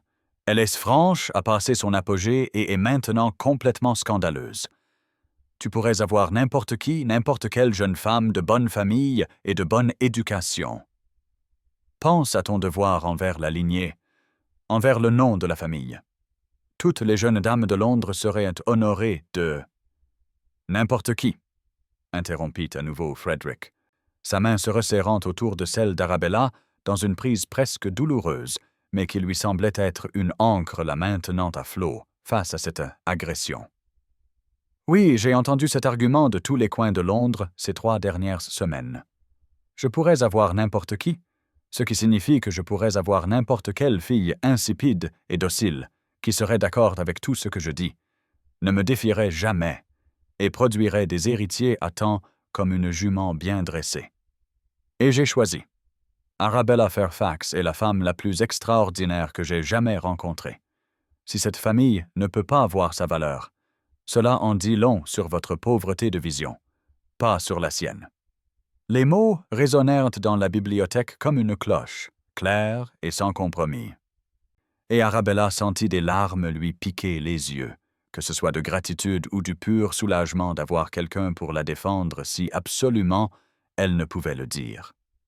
La mère d'Arabella était restée silencieuse pendant cet échange, se tenant légèrement derrière son mari, les larmes coulant maintenant sur son visage, ses mains se tordant toujours dans ce geste anxieux qu'Arabella reconnaissait depuis son enfance. Elle aimait sa fille. Arabella n'en doutait pas, mais elle était terrifiée pour elle, terrifiée de ce qu'il adviendrait d'une femme qui défiait si ouvertement la société, qui jetait la respectabilité pour la promesse incertaine de l'amour. L'oncle d'Arabella s'avança maintenant, le visage figé dans les lignes sévères de l'autorité patriarcale, s'adressant directement à Frederick avec le genre de pragmatisme brutal qui l'avait rendu prospère en affaires, sinon dans ses relations personnelles. Votre grâce, pensez à votre héritage, votre lignée. Une femme plus jeune pourrait vous donner de nombreux enfants, assurer la succession. Mademoiselle Fairfax est, pardonnez-moi de parler franchement, presque au-delà de l'âge de procréer. Les risques qu'elle a mentionnés sont très réels. Et au-delà de cela, sa nature franche, son comportement scandaleux à ce salon, son refus de se conformer à une conduite féminine appropriée, ce ne sont pas des qualités qui font une duchesse convenable. Vous devez sûrement voir que la passion, aussi sincère soit-elle, est une piètre base pour un mariage qui aura un impact non seulement sur votre bonheur personnel, mais aussi sur l'avenir de l'une des grandes familles d'Angleterre. Frederick relâcha la main d'Arabella et elle ressentit un moment de panique, la peur qu'il s'éloigne, mais au lieu de cela, il se tourna pour lui faire face, prenant ses deux mains dans les siennes et les levant entre eux dans un geste à la fois protecteur et déclaratif.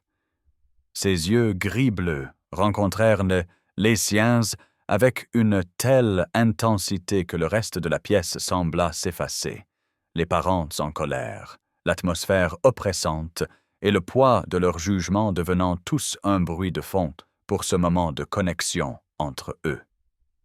Puis il se retourna pour faire face aux familles assemblées sans relâcher ses mains, sa posture indiquant clairement qu'ils étaient unis, que toute attaque contre elle était une attaque contre lui, qu'il n'y aurait pas de séparation possible, quels que soient les arguments ou les menaces déployées. « Mon héritage sera un partenariat d'égaux », dit Frederick, sa voix portant l'autorité d'un homme qui avait commandé de vastes domaines et influencé les décisions parlementaires. Un homme qui n'avait jamais de sa vie été défié avec succès par ses inférieurs sociaux et n'avait pas l'intention de commencer maintenant. Ma lignée sera renforcée par son génie, par l'intelligence et le courage qu'elle transmettra à nos enfants avec toutes les autres qualités qu'ils pourront hériter. Et si vous ne pouvez pas comprendre cela, si vous ne pouvez pas voir que je préférerais avoir 5 ans de véritable partenariat avec Arabella Fairfax que 50 ans de médiocrité confortable avec une épouse convenable, alors je vous invite tous à quitter ma maison. La pièce éclata en protestation, les voix se chevauchant dans une cacophonie d'objections, de supplications et d'indignation. Lord Fairfax balbutiait à propos de déshéritage et de disgrâce familiale. L'oncle d'Arabella invoquait le devoir et la responsabilité. Plusieurs des tantes et cousins ajoutaient leur voix au chœur de désapprobation. Et à travers tout cela, la duchesse douairière restait silencieuse, ses yeux bleus et froids, fixés sur son fils avec une expression qu'Arabella ne parvenait pas tout à fait à lire, quelque chose entre la déception et un respect réticent. La main d'Henrietta avait maintenant saisi le cordon de la sonnette, prête à appeler les domestiques pour escorter ces personnes si Frederick donnait le mot, sa loyauté envers son frère absolue même face à leur redoutable mère. Lady Fairfax s'était laissée tomber sur le canapé près de la porte, submergée par le drame qui se déroulait devant elle, ses larmes coulant librement maintenant, alors qu'elle regardait sa fille se tenir main dans la main avec le duc tandis que son mari menaçait, tempêtait et aggravait tout avec son intransigeance. La lumière de l'après-midi filtrant à travers les fenêtres semblait dur maintenant plutôt que doré, illuminant chaque ligne de colère, de peur et de jugement sur les visages disposés autour de la bibliothèque. Et Arabella était consciente de sa réticule posée sur la table d'appointe, où elle l'avait mise en arrivant, ses gants pliés proprement à côté, preuve de l'après-midi paisible qui avait été si violemment interrompu. Au-dessus de la cheminée, le portrait du défunt père de Frederick observait la scène avec des yeux peints qui semblaient contenir un mélange d'amusement et d'approbation. Et Arabella se demanda ce que cet homme aurait pensé du choix de son fils, s'il se serait rangé du côté de la douairière pour exiger une épouse convenable ou du côté de Frederick pour choisir l'amour et le partenariat plutôt que la convention. Frederick éleva la voix pour couper à travers le chaos, le commandement dans son ton faisant taire les protestations aussi efficacement qu'une baguette de chef d'orchestre arrêtant un orchestre. Et si vous avez besoin d'une annonce pour clarifier les choses, dit-il, ces mots tombant dans le silence soudain comme des pierres dans une eau calme. J'ai l'intention d'épouser mademoiselle Fairfax. Avec ou sans vos bénédictions, la déclaration resta en suspens dans l'air, transformant tout en un instant. Ce n'était plus de la spéculation, une cour ou un scandale à gérer. C'était une déclaration explicite d'intention du duc de Wentworth qu'il épouserait la scandaleuse et franche mademoiselle Arabella Fairfax, âgée de 28 ans. Peu importe ce que quiconque dans cette pièce ou dans la société londonienne en pensait. Arabella sentit le monde basculer sur son axe, entendit le hoquet de sa mère et le son étranglé de protestation de son père, vit le visage de la douairière se figer dans une expression de choc total. Frederick ne l'avait pas demandé en mariage, pas au sens formel, ne s'était pas encore agenouillé devant elle avec une bague pour lui demander sa main, mais il venait de déclarer son intention de le faire devant leurs deux familles, en des termes qui ne laissaient aucune place au malentendu ou à l'espoir qu'il puisse être dissuadé. Lord Fairfax retrouva sa voix le premier, son visage maintenant violet de rage apoplectique. « Tu ne feras rien de tel, » rugit-il en pointant un doigt accusateur vers sa fille. « Arabella, j'interdis cette union. Tu rentreras à la maison avec nous immédiatement et tu mettras fin à cette association inconvenante. Si tu refuses, si tu persistes dans ce comportement honteux, je n'aurai d'autre choix que de te déshériter.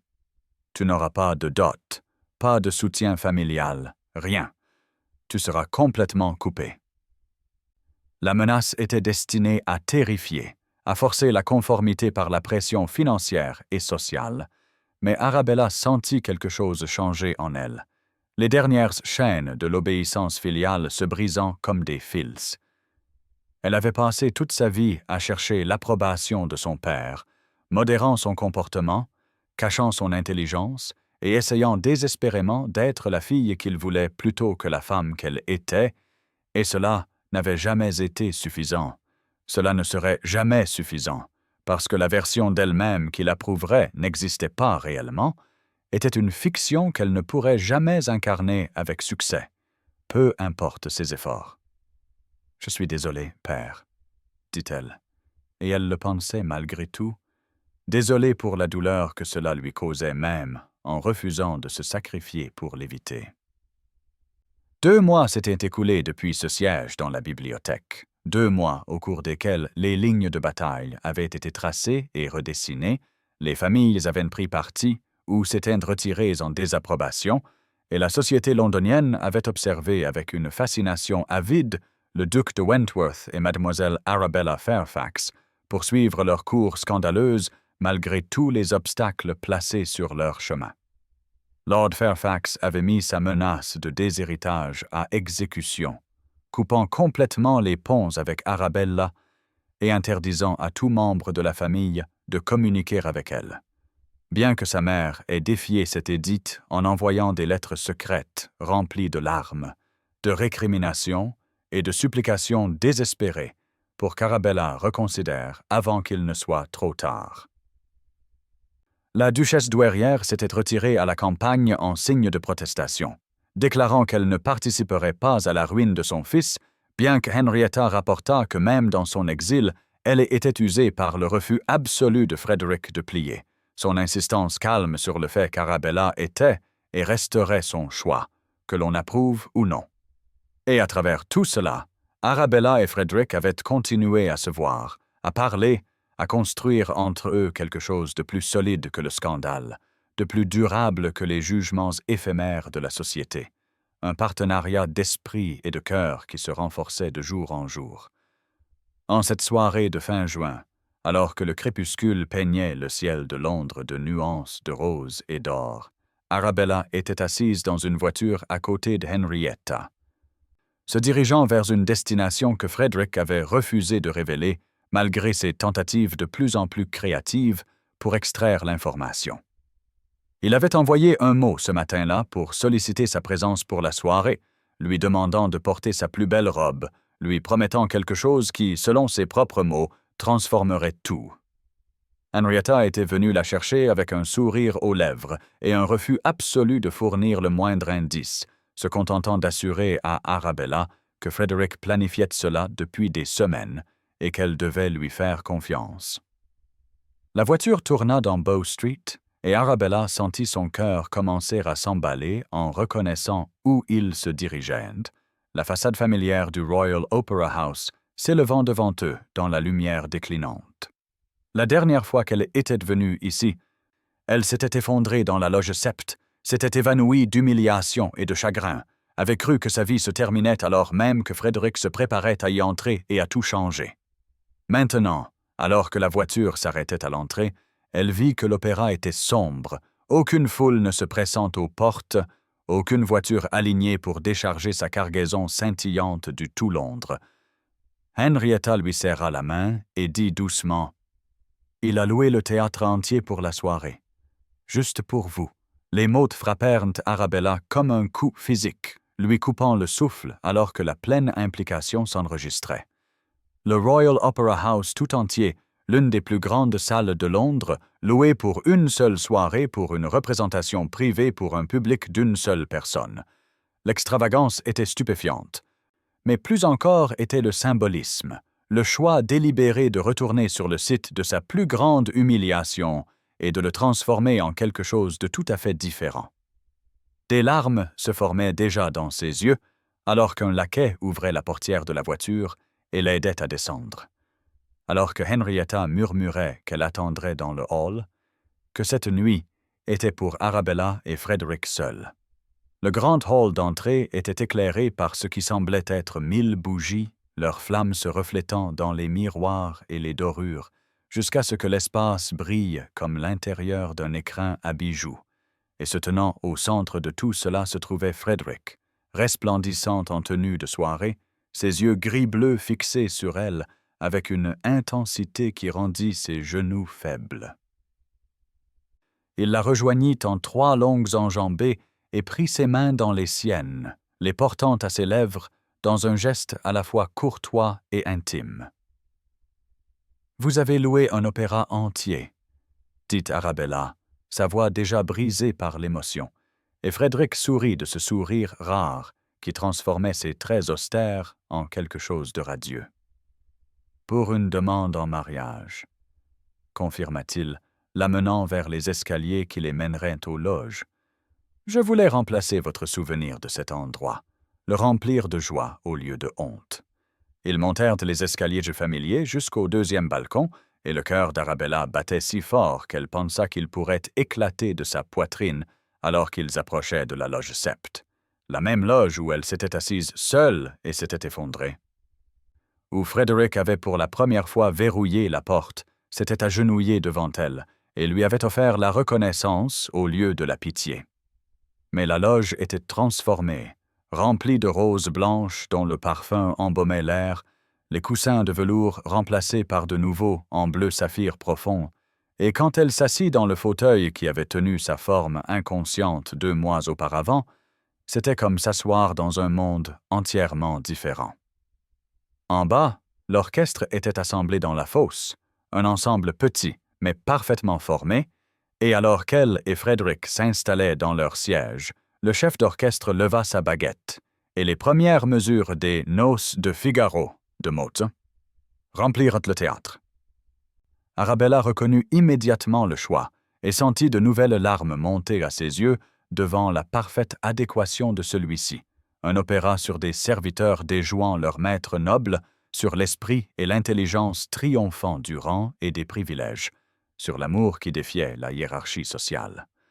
La représentation fut exquise, les chanteurs remplissant le théâtre vide de voix qui s'élevaient et se répondaient dans la comédie complexe du chef-d'œuvre de Mozart, et Arabella resta fascinée, consciente de Frédéric à ses côtés, sa main trouvant la sienne dans l'obscurité de la loge, leurs doigts s'entrelaçant comme ils l'avaient fait tant de fois au cours des 2 derniers mois.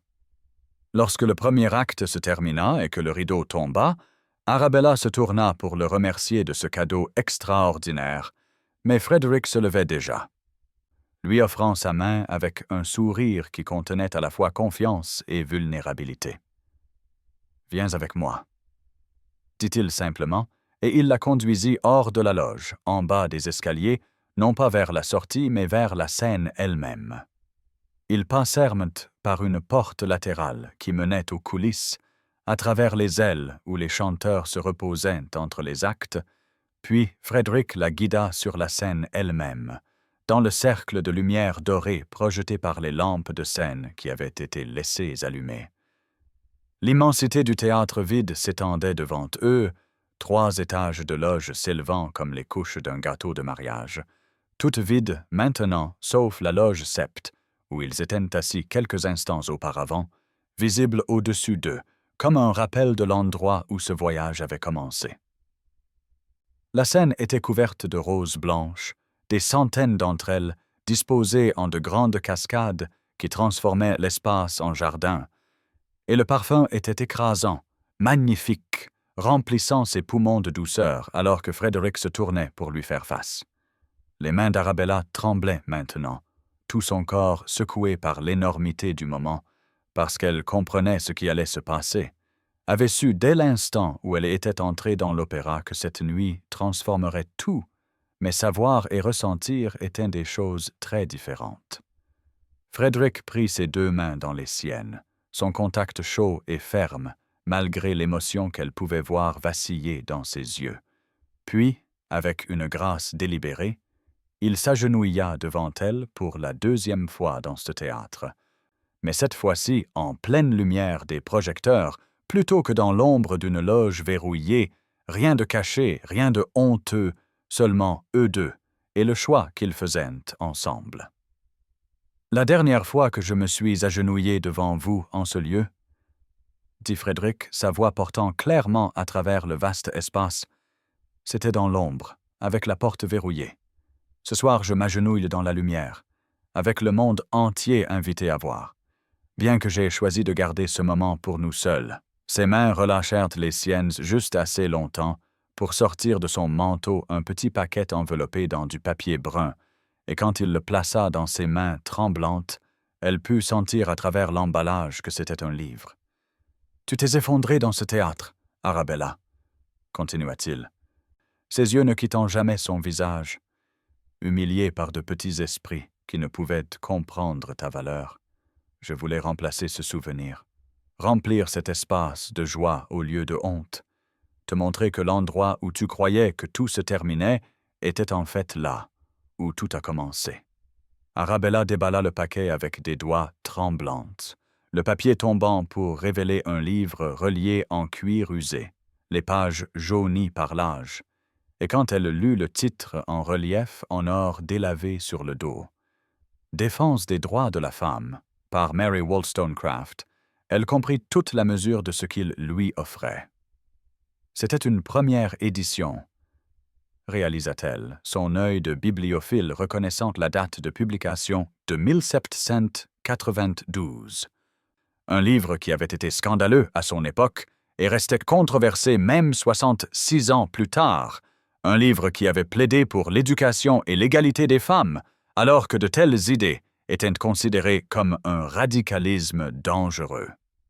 Frédéric lui avait donné non seulement un artefact de valeur, mais un symbole de tout ce qu'ils représentaient ensemble, tout ce qu'il choisissait de construire malgré l'opposition de la société.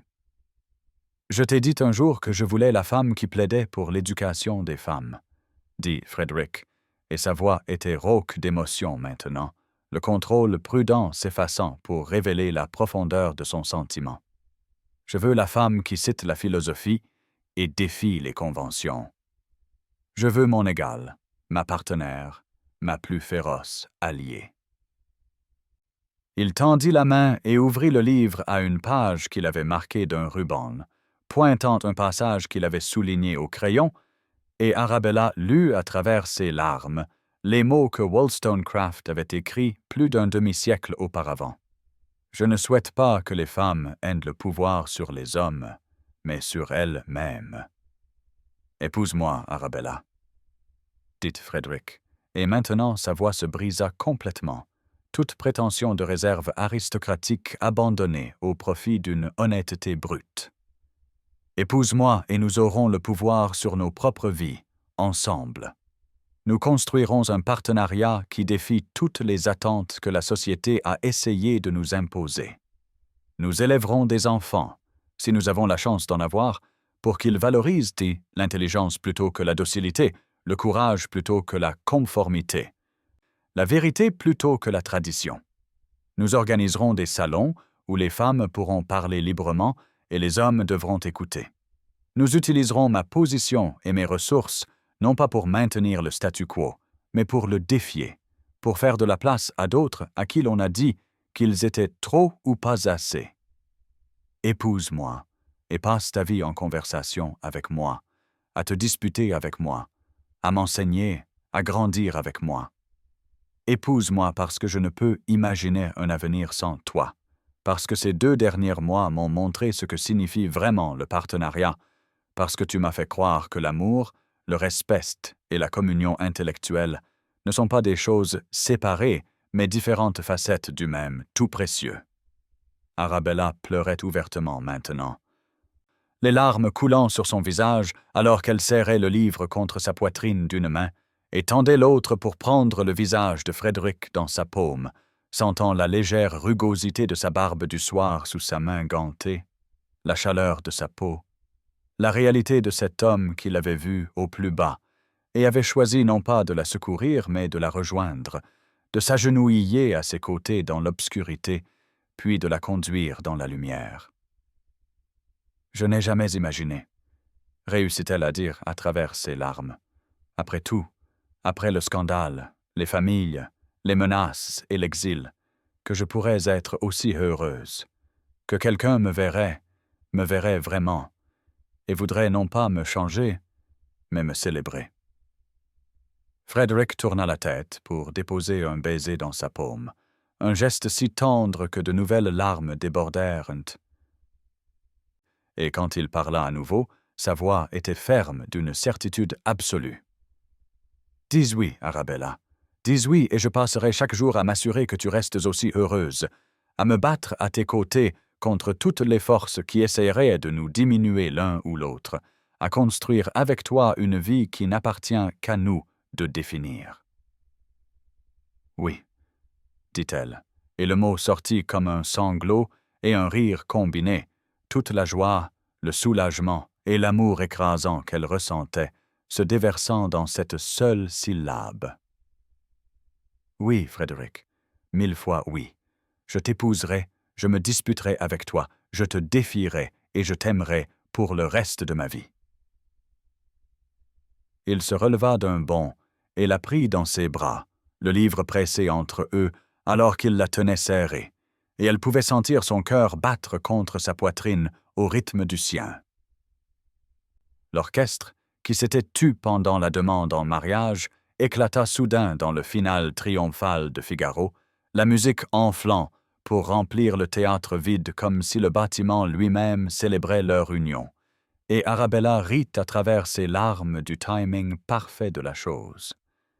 Frederick se recula juste assez pour la regarder dans les yeux, ses mains lui prenant le visage avec une infinie douceur, et dit « J'ai aussi une bague, bien que j'avoue que le livre semblait plus important. » Il sortit de sa poche une petite boîte en velours, l'ouvrant pour révéler un saphir entouré de diamants, le bleu profond de la pierre exactement de la couleur des nouveaux coussins de la loge Sept. Et alors qu'il la glissait à son doigt, Arabella comprit que chaque détail de cette soirée avait été planifié avec un soin méticuleux. Chaque élément choisi pour transformer la douleur en joie, la honte en célébration, la fin en commencement. Ils se tenaient ensemble sur la scène du Royal Opera House, entourés de roses blanches et de lumières dorées, le vaste théâtre vide témoignant de leurs promesses, et Arabella leva les yeux vers la loge Sept visible dans l'obscurité au-dessus d'eux, cette petite cage dorée, où elle s'était effondrée de désespoir, et ressentit un profond sentiment d'achèvement. La femme qui s'était évanouie dans cette loge avait été brisée par le jugement de la société, écrasée sous le poids d'attentes qu'elle ne pourrait jamais satisfaire. Mais la femme debout sur cette scène était entière, était valorisée, était aimée exactement telle qu'elle était. Frederick suivit son regard vers le haut et sembla comprendre ce qu'elle pensait. Car il dit doucement, « De l'effondrement à la demande en mariage, de l'obscurité à la lumière, de la fin d'une histoire au début d'une autre. » Arabella se retourna vers lui, cet homme extraordinaire qui avait loué un opéra pour remplacer son pire souvenir par son meilleur, qui lui avait donné non pas des bijoux mais Wollstonecraft, qui s'était agenouillé devant elle 2 fois dans ce théâtre, et les 2 fois lui avait offert non pas le sauvetage, mais la reconnaissance. « Nous réécrivons les règles, » dit-elle, et ce n'était pas une question, mais une déclaration de fait, une reconnaissance de ce qu'ils entreprenaient ensemble. Frederick sourit et l'embrassa sur le front, les joues et enfin les lèvres dans un baiser à la fois chaste et plein de promesses. « Nous réécrivons les règles, » acquiesça-t-il. « Et j'ai hâte de voir ce que nous écrirons ensuite. » L'orchestre continua de jouer, la musique du triomphe, de l'esprit et de l'amour surmontant les obstacles remplissant chaque recoin du grand théâtre, et à l'extérieur du Royal Opera House, Londres poursuivait son mouvement éternel, ignorant qu'à l'intérieur, 2 personnes prenaient des engagements qui changeraient non seulement leur propre vie, mais, de petite manière, le monde qui les entourait.